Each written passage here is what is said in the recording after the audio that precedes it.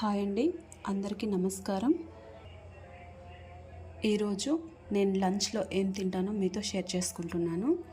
ఇది brown rice కాబట్టి ఇంత క్వాంటిటీ సరిపోతుంది. ఒక కప్పు క్వాంటిటీ. వైట్ రైస్ బదులు నేను బ్రౌన్ రైసే తింటాను, ఎందుకంటే దీంట్లో ఫైబర్ ఎక్కువగా ఉంటుంది కాబట్టి ఒక్క రోజులో రైస్ మనకి ఒక కప్పు క్వాంటిటీ సరిపోతుంది. 2 ఎగ్స్ వైట్ తింటాను, ఎల్లో తినను. బీట్రూట్ తాలింపు, పెరుగు, క్యారెట్, దోసకాయ చట్నీ.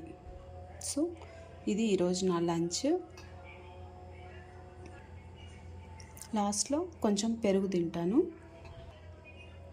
ఇలా మన ప్లేట్లో ఫైబర్ కంటెంట్ ఎక్కువగా ఉండే ఫుడ్ని తీసుకున్నట్లయితే మనకి డైజెషన్ ప్రాబ్లం లేకుండా ఉంటుంది, హెల్తీగా ఉంటాం. ఈ వీడియో